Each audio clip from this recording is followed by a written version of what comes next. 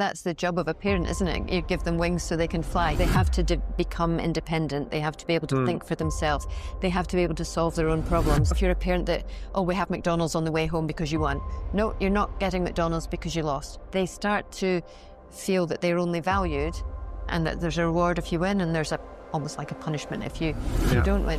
Parents can ruin everything with a wrong word or a wrong behaviour, a wrong gesture, or what they're saying to them at home. I have really enjoyed watching Carlos Carrera, go to Ibiza because I celebrate with my friends. I go and play golf. I love that because there is more to life than just tennis. One of the things that Andy said after his career was he wished he'd had more time to enjoy the successes. Hello Insiders, it's Carol Garcia. Before we start, one quick thing. If you enjoy this conversation, hit the subscribe button. It's the best way to help us grow and keep bringing you the players and coaches you love. Thank you so much. Judy, thank you so much for being with us today. It's really a privilege. How did you start with tennis? I started a very long time ago. I think I was 10 years old, and in those days, players played with wooden rackets and white tennis balls. There was no such thing as mini tennis and the abbreviated courts and mini rackets and so forth. So I was very fortunate that my mum and dad were both good regional level players. And when I was big enough to hold the racket, they showed me how to play. They weren't coaches, but they showed me how to play. And that was at Dunblane Tennis Club. I learned how to play the game by playing the game. I wasn't coached to how to hit the ball or have great technique and so forth. I just learned to be smart and play the game. So tactically I was good and I was a good little athlete. But in those days, tennis was very much a summer sport in Scotland. We have very bad weather. And so I played badminton or something else in the winter. But tennis, you just really played from sort of April to maybe the end of September. And then that was it. Are you still playing? I don't play anymore. I choose not to. I think my life got saturated with tennis. So when I had free time, I want to be on the tennis court. So no, I don't play anymore. I like paddle.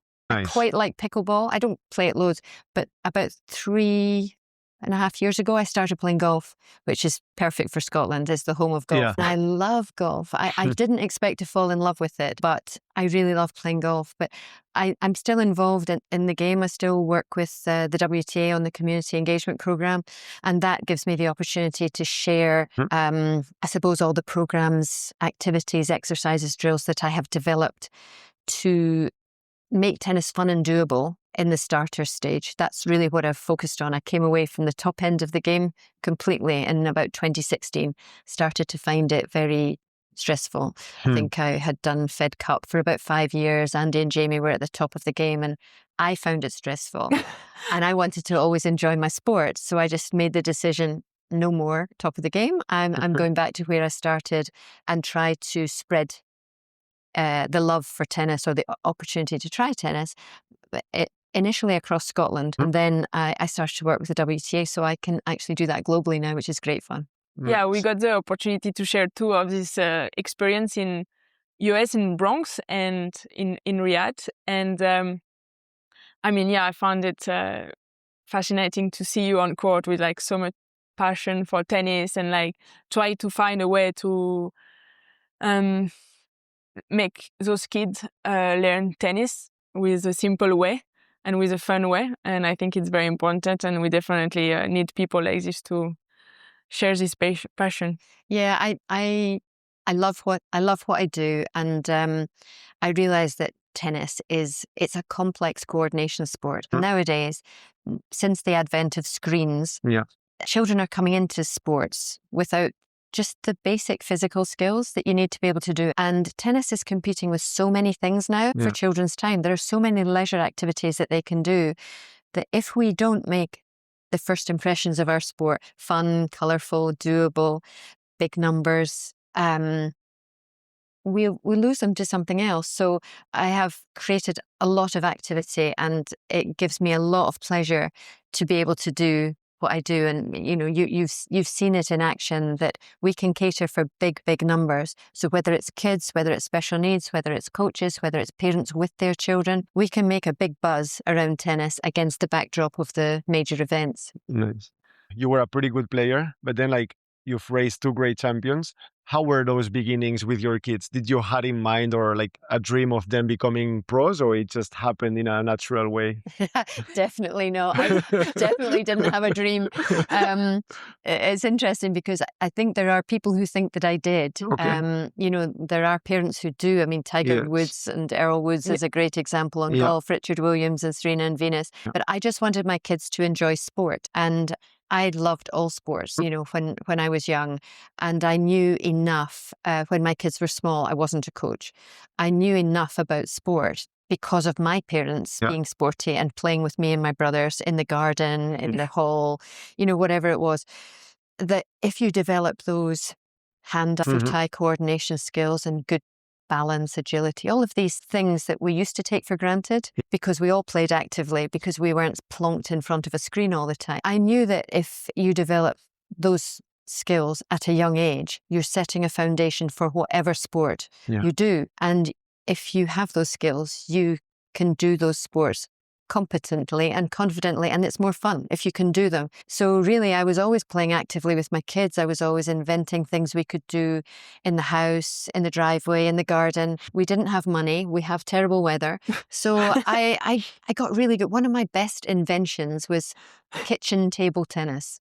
So the kitchen table, the net was the cereal boxes. I bought the table tennis ball and I used a lid of a biscuit tin or a Tupperware for the bat. And when I needed the table for food, they sat on the floor and they played it on the floor. And I noticed when they sat on the floor and they couldn't move, they start to adapt the upper body. So the game was forcing them to do certain things that you would obviously need in sport. And I learned so much from observing my children at play that I realized, one, they don't want to listen to you talking, but they do want to play with you. And the games will do the teaching for them. And that's how it always used to be. It's like old school. It's like going back in time. So my kids developed good physical skills at a young age, and they pretty much tried every sport except skiing when they were young, and eventually settled on a couple of them, as kids do, usually between the ages of 8 and 11. So Andy was football and tennis, and Jamie was golf and tennis. So no, I just wanted them to enjoy sport. That was my goal. And and it's funny because now people ask me a lot about the journey, and I say, if I had known then what I know now, I probably wouldn't have done it, because it's so long and it's so expensive and it's so stressful. And you have to learn it for yourself, because in an individual sport, the onus is on the parents to make it happen. Of course it is. You find the coach, you find the club, you find the training, you book the tournaments, you hang around, you pay for everything. You become the human ATM and the human laundrette. You become everything in an individual sport. Whereas if your kids are good in a team sport, the club takes care of most things for you. It's very different. Also, I guess it's probably easier for the kid not to stay as a kid when you're surrounded by more kids, rather in tennis that it's quite lonely, and you can easily get into adult dynamics, which might not be ideal for a little kid. Yeah, I think that's absolutely right. And I think one of the things that we did really well at our tennis club, I started as a volunteer when my children were tiny. It wasn't anything to do with them other than it gave me 2 hours out of the house when my mum could look after them. And I started to teach the way I had been taught. I taught them to play the game. I taught them to understand strengths and weaknesses, or where's the spaces, making people run, make it difficult for them. It's very different from the coaches who start you with the basket. So that was how I started. And as more and more mums asked if their children could join in, I started to trade tennis lessons for childcare. I said, I could do some more hours, but you need to look after Jamie and Andy. So they're in the clubhouse with a big bag of toys, and I'm on the court and I'm doing a bit more. And this is when they're very small. But by the time they became 6 and 7, and they were starting to be able to play, and this is before the red, orange and green ball. It says yellow ball, full court. There were dozens and dozens of children at our club. playing tennis. So it was like a huge community hub for just fun. Nice. And, you know, there was table tennis, there was squash courts, there was a park next door. They played football, they played cricket in the park. It was just one of those places where you hung around and there was just loads and loads of children. So it was never really ever just about the tennis for them. Yeah. And I think for me, it was always loads of kids. It was never just me and my kids. I think that helped me. Yeah. And help probably them as well. Yeah. You think like the fact that you were like not in there like putting them pressure to like be good tennis players also helped them have a healthier relationship with the sport? Yeah, very much so. I think in the club it was always about everybody. Yeah. And I think that some years later, when I became the national coach, I did some qualifications, and then I did some more qualifications, and then I did the biggest qualification. I was the first woman to pass it in Great Britain. But I did these qualifications, and I still didn't feel like they taught me how to be a good coach. They gave me lots of information. Yeah. I had nobody to learn from in Scotland. No track record of success, no big players, no full-time coaches, no national centre, no infrastructure. But when I passed that course, the national coach job came up, and somebody said to me, why don't you apply for it? And I thought, well, I've got this qualification, but it doesn't mean I'm a good coach. No. I passed it because I was clever, because I could do all the projects and things. Yeah. I didn't pass it because I was a good coach, but I had to take all the information and try and experiment with it and learn with it. And I started to go to conferences and workshops in other countries to learn from coaches who knew what they were doing. Yeah. And also the LTA, which is the British governing body, they gave me the opportunity to travel with under 12 and under 14 girls teams because I was a female coach. They had hardly any female coaches. So I got to travel, and that's when I started to learn, and I watched everybody, and I filmed people with the old video cameras, you know, the old-fashioned. They were new at the time, but they were old-fashioned. And I made notes everywhere. I spoke to everybody, and I really wanted to learn because I wanted to help the Scottish kids. I wanted them to have the same opportunities that other countries had. Yeah. But when I became the national coach, it definitely helped me that I was the national coach and I was responsible for everybody and not just my kids because it can become very pressurized and very intense when it's one-on-one or one-on-two. Yeah. Did you ever think about coaching your kids as their main coach?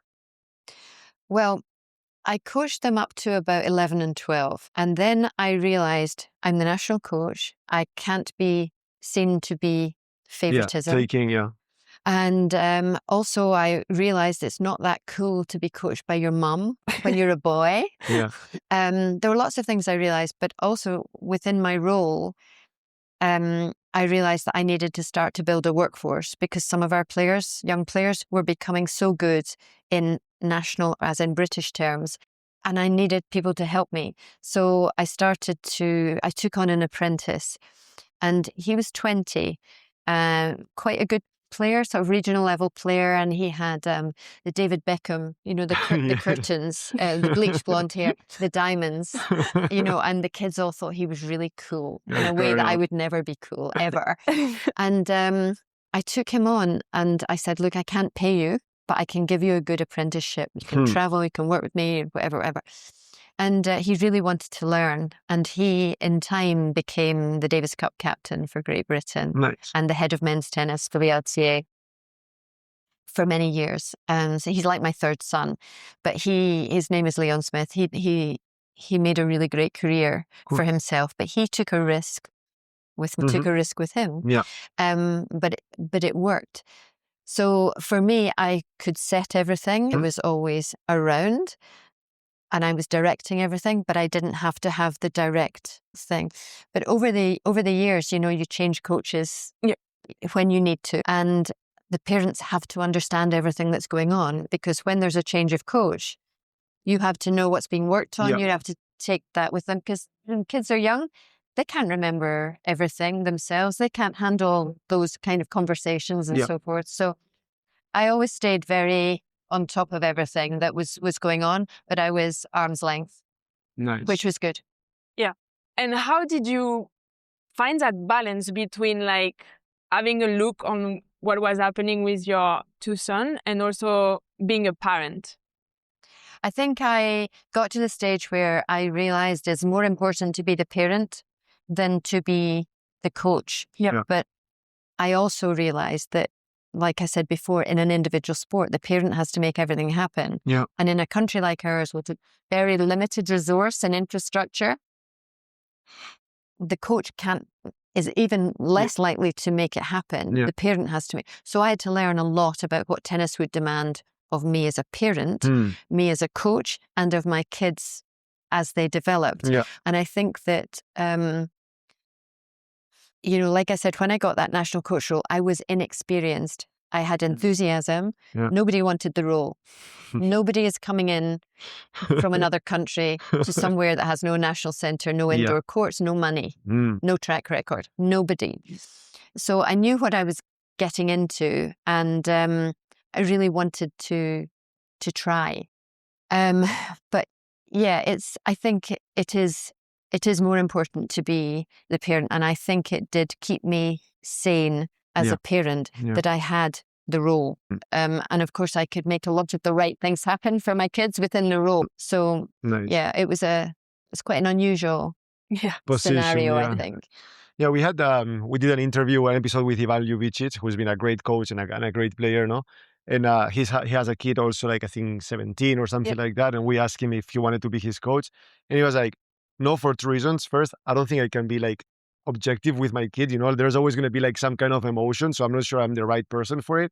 And second, it will never be worth it to fight with my kid over a 400 he missed, He's like, I don't want to be mad with my kid and having tensions because of tennis. Says like, I can help him with setting him with a good coach. If he wants advice, I can give it. But I want to be his father, who's like it's a full-time job already. Yeah, that's good. Very sensible. How did you try to always have your kid independent in a way and like not overprotect them with decision and things like that?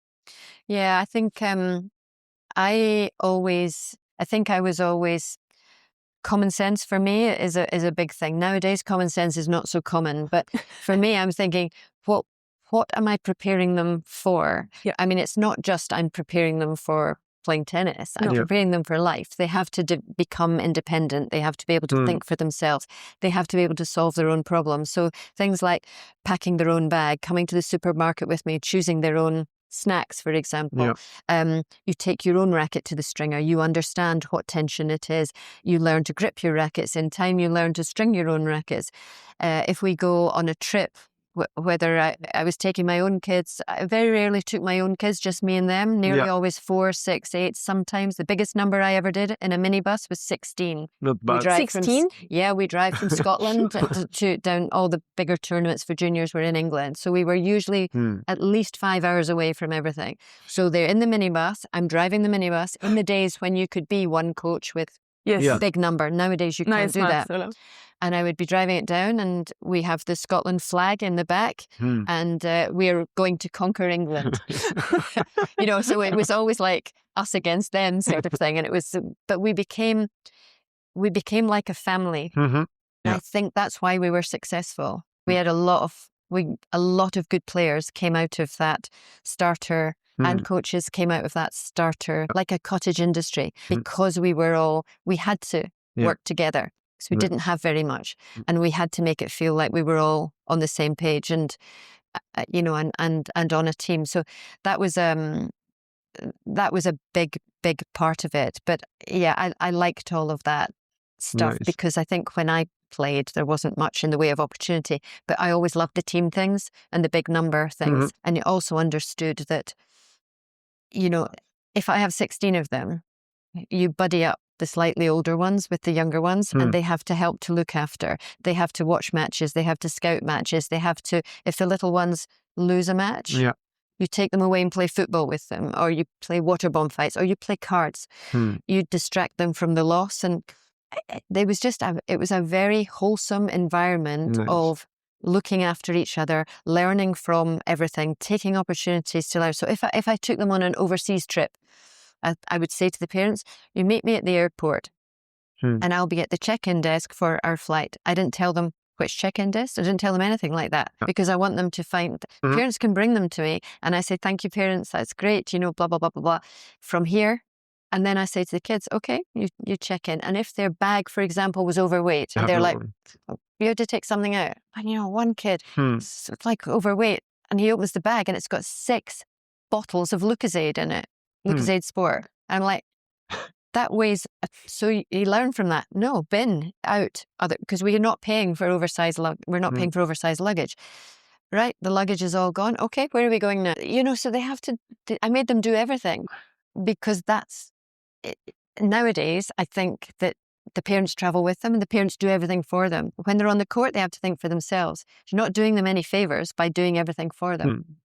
You think in a way there's like these kids who maybe show a lot of talent since very early on in tennis or maybe something else, and then like everyone is helping them to become the best version of themselves on the court, but they kind of forget of all the other stuff to develop as a human, your personality, how to take care of yourself outside of the tennis court. No? And maybe then they arrive on tour and they're like excellent playing, but they don't know how to figure out life. They don't know who they are, what they want in life. And that's why they end up also having like problems mentally, no? I think that's a very good point. And I think that is often what happens in tennis and probably other individual sports now, that the parents travel with them.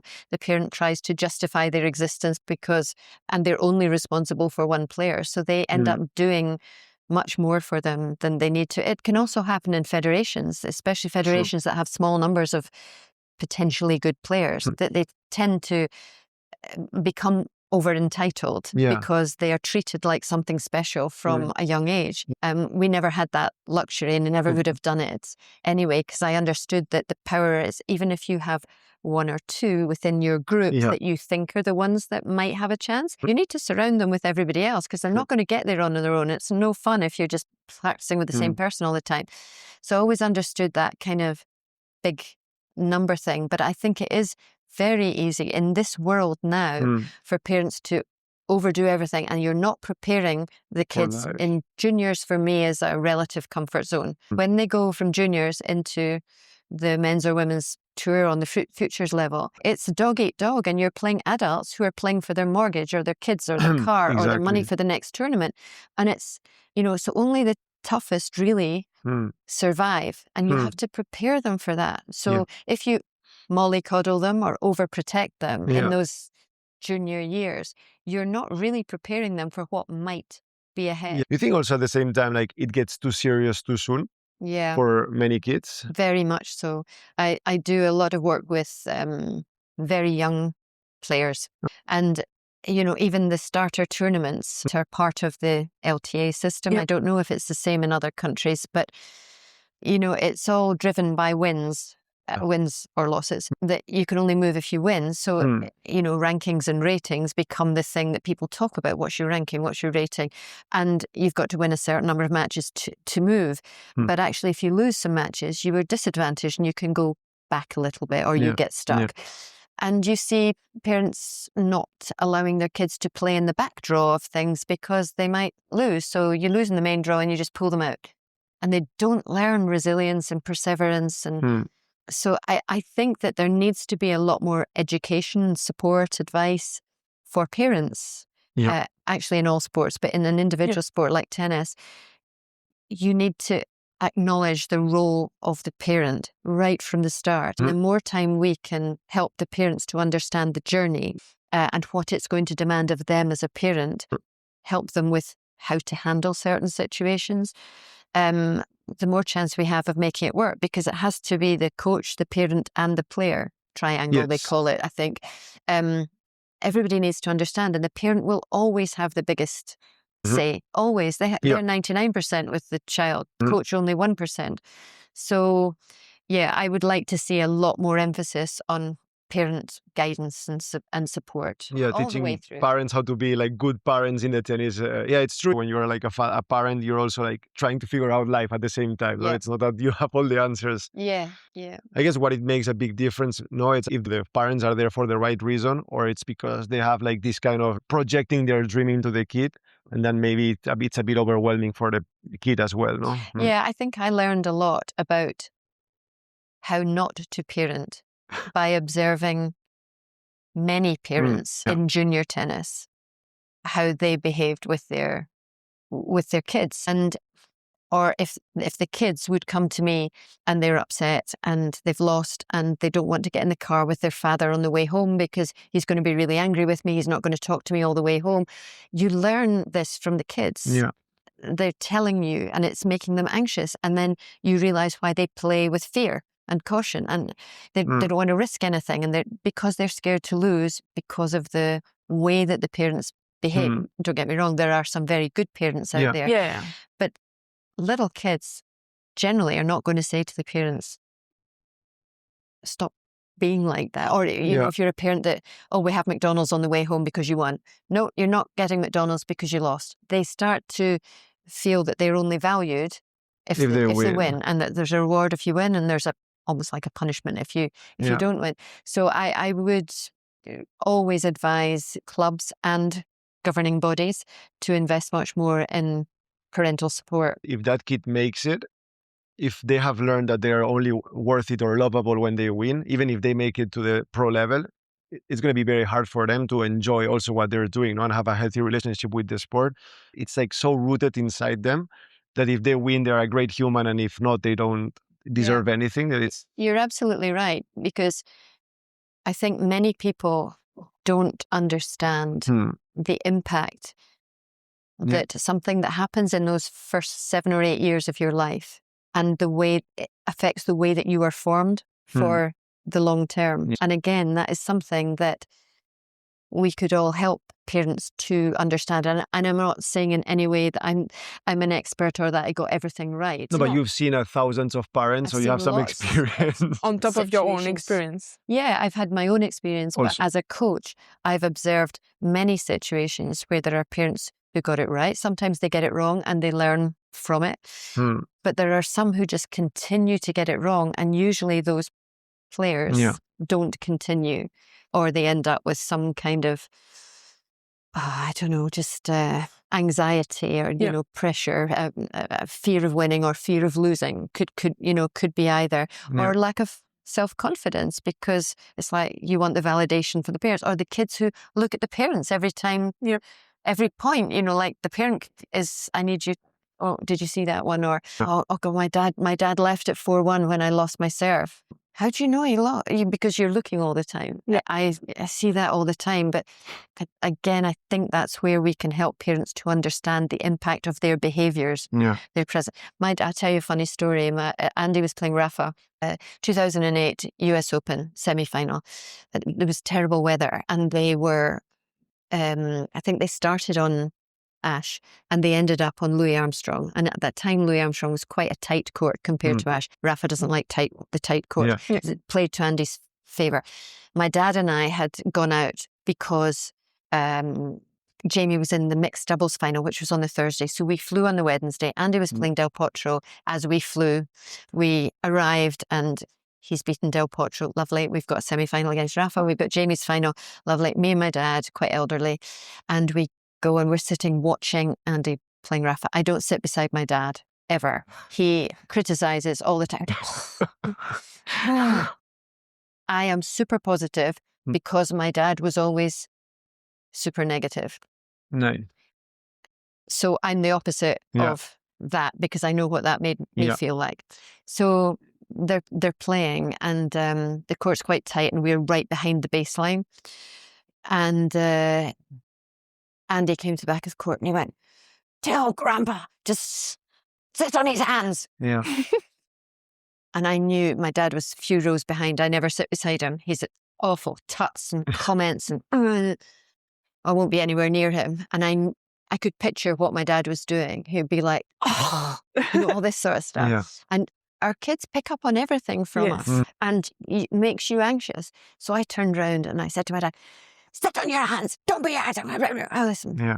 And everybody around us was going, what did he say? What did Andy say? What did she say? What did, you know, this sort of thing. And I was very conscious of cameras and all the rest of it.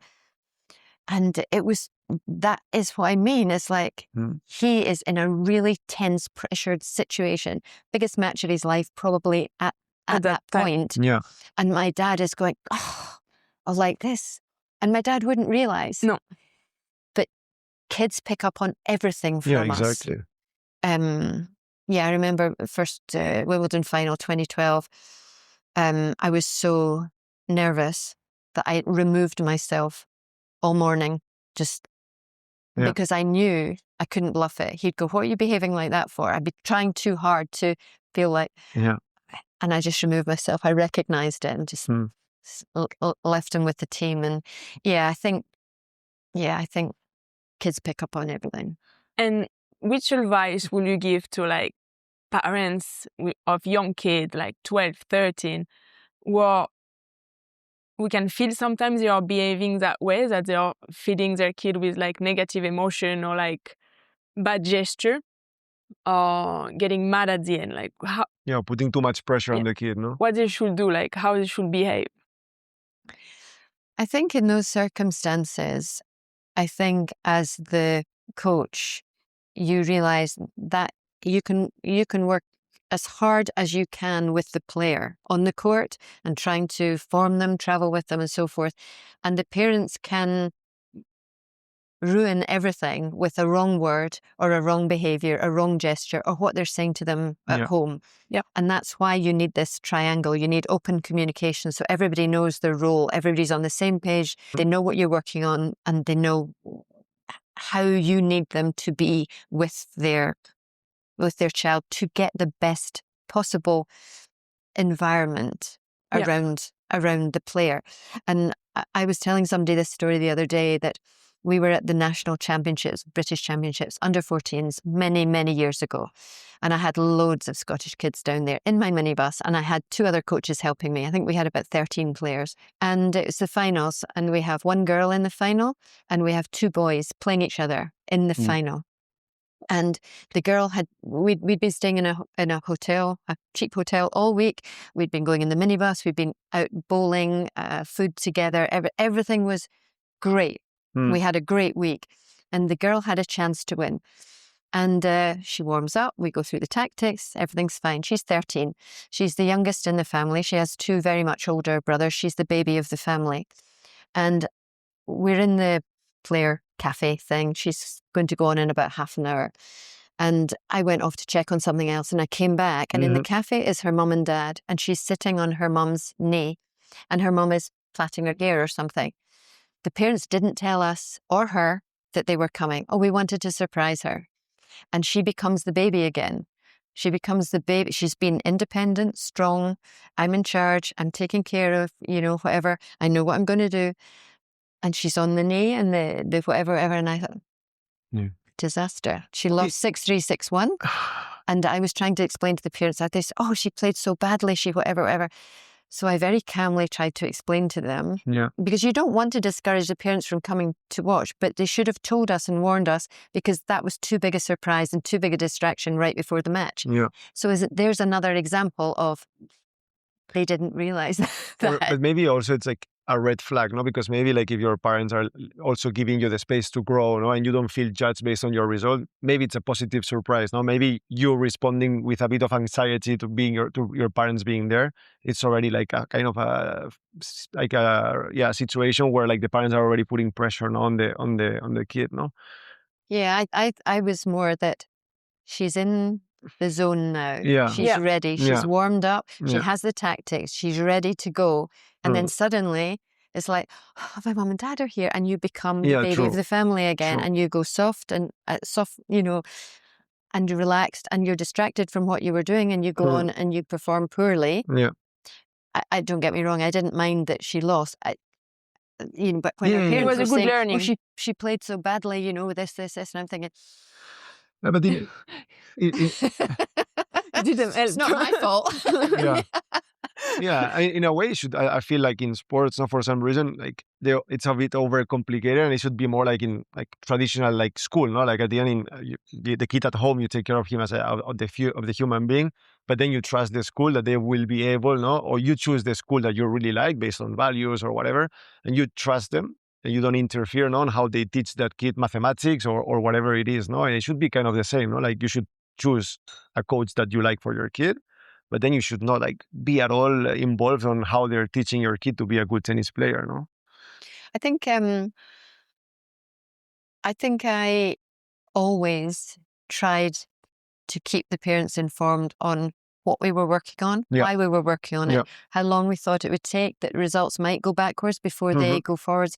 I always tried to help them to understand why we were doing what we were doing and the process, the stage of the development, so they could understand it and they weren't going to get anxious if suddenly the results were a bit, because it's such a long journey, isn't it? You know, you're 11 and 12 and you're pretty good. If you're pretty good at 11 and 12 doesn't mean you're going to be pretty good at 20 and 21. You might not even be playing. You might wake up in a few days' time and go, I want to do something else. You know, you just don't know because they're kids.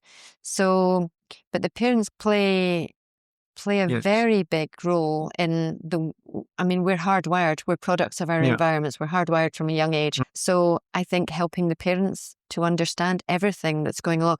And also if, let's say you leave your job, you move out of the way. If the parents don't understand anything about what you've been doing with them, how do they help to inform a new coach? They need to understand. Yeah, of course. So you need reports and, you know, you need all that stuff. I believe in supporting the parents and involving them. I don't particularly like to have them sitting on the court when I'm working. I don't mind them being nearby at all. But, you know, again, it depends on the kid. But I don't think most kids want their parents sitting on the court either. And it's like the match. It's distraction. It's like, did you see that shot? Or, oh, I missed that, and whatever. Yeah, they have to find a good space. Like, they can be in the picture because obviously you don't want the parents to ask the kid, oh, what did you do like today? Like, why did you lose? Like, it's not especially those kind of questions, but like not there every single day. Like, as a kid, my father was always like not on the court literally, but he was always there at my practices, like looking at me. And yes, I remember many times like checking on him and like watching his reaction. And like, I mean, obviously when you're learning like how to do a forehand or a backhand, there is some practices that are not very pretty. And then in the car after, he was mad or frustrated because I didn't do good enough or because I missed that one. And it affected me a lot because I'm only child also. So obviously like I probably wanted to please him too much, but like he was mad because I didn't practice good enough. And I remember like I have clear memory of like him behind the glass just walking, but most of the time watching me. And he was like tightening me a lot. Yeah. And then it's it's very difficult for you as the child to tell him that. It's very hard. That's where you need the coach to help him to understand that his behavior is having a negative effect on you. Because when you're 10, 11, 12, well, even a little older than that, you don't have the mental tools also to even understand like what's going on. No, you know that you're feeling tired, but you're not reflecting, oh, I'm feeling tired because at the end I'm not getting the love I need from my dad. You're like too young to to understand this. I always used to, I think as a coach and as a parent, understand that it's such a long haul, and also that we learn a lot more from getting things wrong or losing and disappointments. We learn more from that so long as it's handled in a positive way. Yeah. So I think certainly with with any of the kids that I coach, but especially with my own kids, so long as they had tried their hardest, the outcome didn't bother me. And when they were ready to talk about the match, I would wait until they brought it up. And then I would just ask questions, you know, like, so how did he make it difficult for you then? What do you think he was good at? You know, where did you manage to hurt him? What went well for you? Those kind of things. So I am checking for the understanding of what happened, because when it comes from them, you realize what they have read into it. They're not telling you something that you want to hear. They're being honest about, well, actually, he kept hitting it really high to my backhand and I couldn't deal with it. Oh, okay. What do you think you could have done? Was there anything you could have tried? And then you want them to say, I could have come forward and taken it earlier. I could have got further behind the ball. I could have sent the moon ball back, whatever it is. Because once they start going, oh yeah, okay, well, we work on that the next time we play. So if you play them again, we'll be very relaxed, but giving solutions and giving support. You're not on your own. You've not lost forever. Yeah. And I think that's a big thing for kids, is the it's okay to make mistakes. Yes. You know, yeah, I'm here to help you to learn from it, you know, and we go out and work on it. Andy was always really good at getting better after he'd lost something that he felt he shouldn't lose, or just Okay, losing in yeah. general. And he didn't lose a lot as a young junior. But when he did, it never worried me because it made him more determined. Not everybody's like that. Yeah. But he was very much like that. Which is okay. I think if you're like not like that, no, like your dad doesn't need to push you to be like the way you're not. Of course, it's good to be resilient and like not give up at the first, no, but like also you have to accept that maybe your kid is different. He's not made to be a tennis pro, and probably that's fine. Like he can find something else in life, and that's okay. Yeah, I mean, very, very few kids get good enough to make a career out of it. Very few. And that's the reality. You know, there are a lot of parents who think because their child is good at 10 or 11 that, and they're on track from their governing body or their whatever, that it's just going to be like that. Well, no, it's not. It's going to be like this. Yeah. But that's at the end the problem, no? Like you have all these like, maybe we can edit this, but like tough stories, no, of you who was like since 11, like it's only about tennis and you made it. So even if there's been some downs, you know, like at the end you're in a pretty good position at 30. But when you start thinking, you know, of all the kids who went through the same, which is like at 11, you go to homeschooling, your dad is like super involved. It's only about tennis, and they never made it. I really would love to meet them because they're probably not in a very good space right now. But nobody talks about it. If it becomes just about the tennis from a young age, that becomes your identity. Yeah. You are Caroline, the tennis player, or Andy, the tennis player. And if it worked out for you, in the end, it worked out for Andy in the end. I have many players that it hasn't worked out for. Yeah. And they struggle with that, you know, all their school years, all their junior years, all their friendship groups out with of tennis, think you're going to be a tennis player because you're really good. And then suddenly you don't make it and you're having to explain to them, not in these words, but you're actually telling them, I failed. I'm a failure. I didn't make it. So if that is the mindset of, I failed at it, my identity was, I'm a tennis player, not a tennis player anymore. What am I? You need other things in your life. You need education, social interaction. You need other interests. You need a friendship group away from tennis. But if this doesn't come from your parents, it's impossible to obtain it. Exactly. Me, I remember when we started dating, you were 4 in the world, and it was you were entering kind of a dark moment with tennis, and she was asking me when she was losing if I was still loving her. And I was like, from the outset, I was like, but how can you, I don't care if you're 200 or, you know, like I care if you're a good human, if you treat me well, that's it. Then of course it's nice if you win because it's fun, you know, but you could really see that she was worried. And it's like, okay, like she's really attaching her identity or her value as a human, as a tennis player. And then it's impossible to ask her to be happy as a player.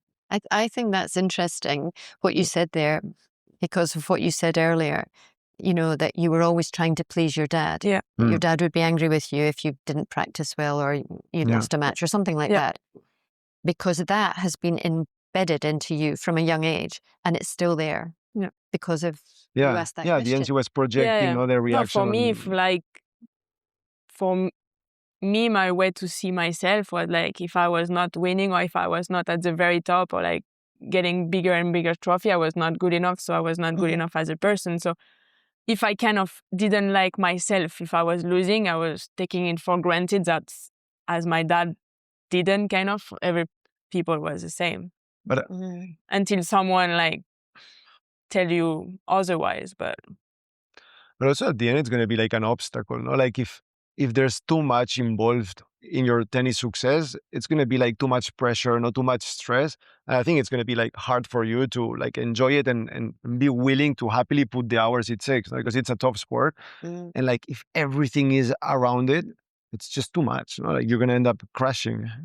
I think that's why I have really enjoyed watching Carlos Alcaraz, you know, go to Ibiza because I celebrate with my friends, whatever. I go and play golf. I love that because there is more to life than just tennis. And the calendar is so stacked now and there's so little space to enjoy. And I know that one of the things that Andy said after his career was he wished he'd had more time to enjoy the successes. You know, you win on a Sunday. You pack your bag, you ship out that night. You don't even have time to go out for dinner to celebrate. I think you need the fun stuff as well, don't you? Yeah, I think it's like me neither. I never celebrated like barely anything. I just kind of, you took it for granted, even if it's not like an easy way at all. And you don't, I mean, Andy won way more than me, but I didn't win that much. But it was like, yeah, next, like, what can I do better? I need a bigger title. And at the end, it's true that celebrating and, like you say, seeing Carlos like enjoy on his term, give you also motivation to do it again. Like, I mean, sometimes you are suffering out there. It's not always easy to train, like be sweaty, tired. You want also to know like why you do it and that feeling, like what it gives you, even if you don't only identify yourself with that, but like give you something. We've done like already maybe 50 episodes so far, like Grand Slam champions, multiple number ones. And at the end, we always ask the question, what advice would you give to your younger self? 90% said to enjoy more. Like that I would have been able to achieve everything I did, having a bit more of fun, being a bit more like easier on myself, like nobody's regretting, I should have worked harder, or I wish I would have won this or that. Everyone is like, I wish I would have enjoyed more, because at the end, what's the point if you're miserable all the way?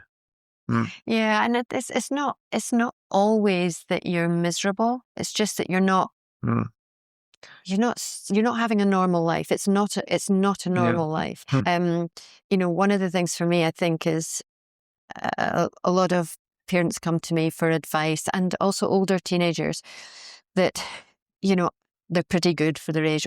What would I do next? Do I go to university in the UK? Do I go to American university? Do I try to play on futures? And I always say, look, at 17, 18, most people your age are students. Yes. They learn the student life. Yes. They grow up, they grow out. Go to American university. It's the best possible thing for you. You have education, you have team tennis. That's really important. It's not you out there on your own, because it's a very lonely existence, isn't it? Yeah. And often if you're not quite good enough, you just learn to lose. You have a plan and then B you also, lose the love of the sport often, because the environment is like, it's difficult. But I think that American university route is a good one for most of that age, because it's a normal life. It's your sport mixed with a normal life. Yep. If you don't go that route, and usually those who are good enough who don't go that route, like Andy didn't go that route, you're going, he was lucky because he went very quick like this at a very young age. But if it's very slow, it becomes really, it's quite a grind, and it's quite a lonely existence, and you're surrounded by very much older team members, parents even. You don't have your friends with you. Who's taking you bowling? Who's going to see the latest movie? Who's going go-karting? Who's doing all that stuff? Yeah. I think I can see that. And that's why I like the Carlos thing, because he clearly has a team around him who understands that he needs to be a young man and do what his peers are doing. Yes. And that will keep him fresher for longer. And also the parents don't seem to be putting much pressure, at least not now. No, in the documentary he did in Netflix, I think there's a quote of the mom saying like, hey, this guy has already accomplished so much. So if he wants to take a holiday, like he deserves it, But there were people criticizing him for doing that, weren't there? I was like, what are you doing? I think like a lot of people, what they took from that documentary, if you were not from sports, is that like he's not like kind of grateful or hardworking kind of, which is not the reality, obviously. But I think like maybe, like it can be a bit misleading if you don't know the reality of how hard he works and how professional he is. And you might think, oh, like this guy just cares about partying, which is not the point of what he's trying to be. That's why maybe I think he gets a bit of criticism, because if you don't understand how much he works already, it can be easy to say, like spoiled kid. But yeah. It's always balance. And when you, Andy and Jamie become like older and like 18, 20, and they build their own team, how was it for you like to kind of change your position at the end? Like you were still the mother, but maybe they less needed you. How was it that change for you? Yeah, I think that's a good point. I mean, Andy went abroad first. He went to Barcelona when he was 15. Ran out of options in Scotland. We don't have the weather. We don't have the sparring partners.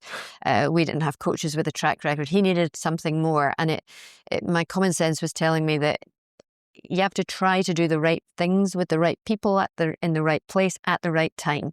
And we couldn't. And it was Rafa really who explained to him that he trains in the Mallorcan Tennis Academy, he gets hits Carlos Moya, he doesn't go to school, he trains in the sunshine on the clay, blah, blah, blah.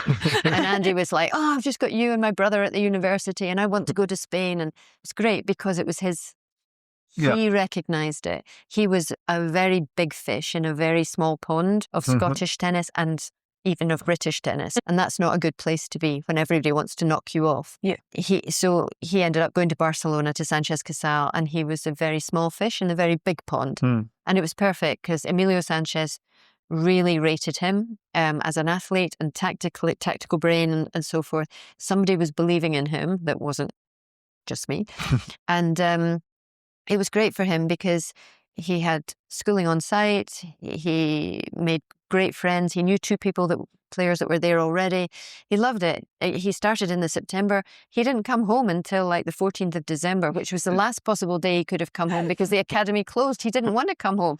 He loved it. And so he became independent. He looked after himself, not always very well, especially with laundry and things like that. But he's growing up. He's learned, and he's in an international environment, you know, players from different countries, coaches from different countries. And he's learning from people who know what they're doing.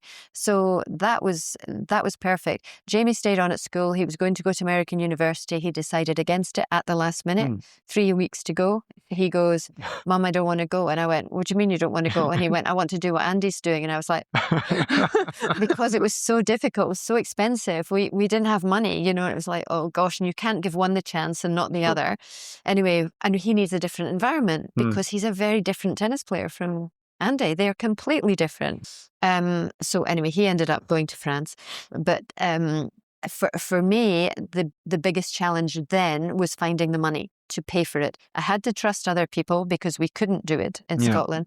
But finding the money was really, really hard and really, really stressful. When Andy was 18 and he went on his run at Wimbledon and Queens and Wimbledon, where he had wild cards, he made some money in prize money for the first time. And we used that money to employ Mark Petchey to coach him. Mark Petchey is a commentator now, but he did a great job with Andy, amazing job with Andy. I had to work to help to pay for it. And as Andy went like that, he went from 360 in the world to 64 in about 6 months. But yeah, it was unusual. And we were lucky because he started to make some money and we could pay people to do things. I had to learn to manage the team, handle the media, sponsors, agents, all of these kind of things that he would be too young to do and would not that he would want to do. But you need somebody that you trust to do all of that and pay people, you know, manage everything. You know, similar to Jamie when he started. And so my role became different from learning how to coach. I did a lot of the tactical analysis with him because I love all that stuff over the years. From probably about 16 or 17, I learned how to do that, to tag matches and create little, there's a tactics for that player. I loved all that stuff. But my role became very different because I then had to learn about managing the life and business of a professional athlete. And I did it out of necessity, partly because we didn't have money and partly because you need someone that you can trust around you. It's very easy to take advantage of young athletes if their parents aren't around and they don't know. There's lots of horror stories out there. So I learned all that stuff. And I largely, from that age, their age, 17, 18, became Andy and Jamie's mum instead of I was at one time, Judy Murray, Scotland's national coach. And those are her kids. Now it became, that's Andy and Jamie Murray, and that's their mum. It was like quite different. And then in 2011, I got a Fed Cup role and I became coach again, sort of in my own right. But by that time, they were both established on the tour. They had enough money. We could pay the right people to...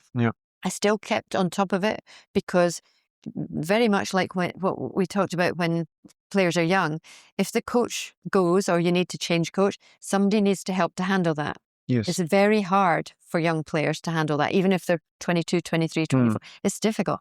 So I always kept on top of everything, but I had my own role with Fed Coach, which is not a full-time role. But it was great for me because I was on the women's tour I was around a lot. It was ideal. So I think I've been fortunate because I've managed to be with them their whole careers without being on them, in controlling their face. everything. In their face, yeah. But managing, I would say, not. I suppose in certain things you have to control things, but yes, managing, I would say. And then when they both got to a stage where they're old enough to manage everything themselves and they have enough money to manage everything themselves, it's like, yes, job done. I can do what I like to do, which is what I do. This stuff, I love this stuff. Nice. You were there to help them like grow, play tennis when they were professional, but also like build a good team around them to be able to like have control, and then like when everything was done, just like not take your distance in a bad way, but like you can step back. But that's the job of a parent, isn't it? You give them wings so they can fly. It's not that you want them to fly but away forever, but they maybe need to be able to. Maybe in sports with money and fame, no, it kind of becomes more difficult, no, or like looks like there's a lot of parents who like really, because I can understand when they're young and you don't have the resources, not that you really are like maybe like overstepping, but that's because of your ignorance kind of, or because you're trying your best with the limited tools you have. But what it's sad, it's sometimes you see like parents with kids who already made it to the top, no, and that are maybe like not 20 but 24 or 25, and they keep kind of trying to stay in the player's dynamic, ruining everything, no, and that's a bit sad. Yeah, I think I was very happy when I could have my own life again. Very happy.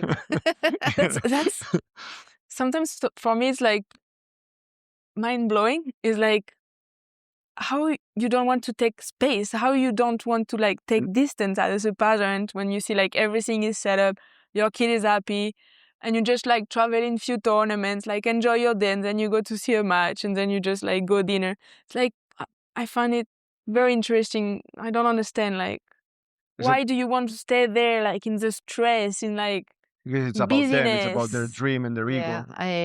I agree with all of that. I think in 2016 when I stopped doing Fed Cup, and that was the year that they both were world number one at the end of the year, Andy singles, Jamie doubles, and I was like, that's it now. And then of course Andy got injured, and then there was a lot of stress around that, trying to find the right way to manage what was a very serious injury, and then trying to be supportive where needed to help him to come back, because he desperately wanted to try, even with a metal hip, which was amazing. But I definitely was at a stage of my life where I thought, no, I want to do my things. I want to do different things. I did things like I did Dancing with the Stars. I did. I mean, I can't dance, and but I loved it because it was the first thing that I'd done for me that nothing to do with tennis for such a long time. And I met people from completely different walks of life because you get used to your world is the tennis world. It's very easy to just get caught up in that. So yeah, I was happy to be able to go, there you go, off you go. Yes. Fly, little bird. And don't come back. Nice. Would you like your grandkids to be professional tennis player? No. No. I hope they enjoy sport. I think a team sport. I say that because I also think that I think it would be incredibly tough to be Andy or Jamie's son or daughter and be playing in a junior tennis competition. Everybody's going to want to beat you. The parents are all going to want the bragging rights of. I think it would be awful. So I hope they go into a team sport. But my main thing is I hope they enjoy sport and they find one or two of them that just are right for them. Or if they become tennis players, that it comes from their desire. Exactly. Awesome. We always finish with which advice would you give to your younger self? But I think maybe we can ask you, which advice would you give to parents of young kids trying to help their kids in this tough world? I would say try to learn as much as you can about what tennis will demand of you as the parent and of your child.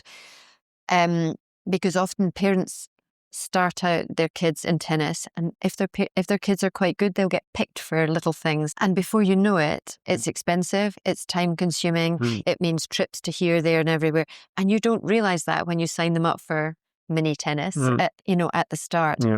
And I would say learn as much as you can about what the sport will demand of you and demand of your kids, so that you know what you're getting into, and so that you can help your child as much as you can, because you understand. Good. That's pretty good advice. I like it. Yes. Nice. Thank you very much for your You're time. welcome. Thank you so much. It was good fun. Yeah, it was an honor to have you.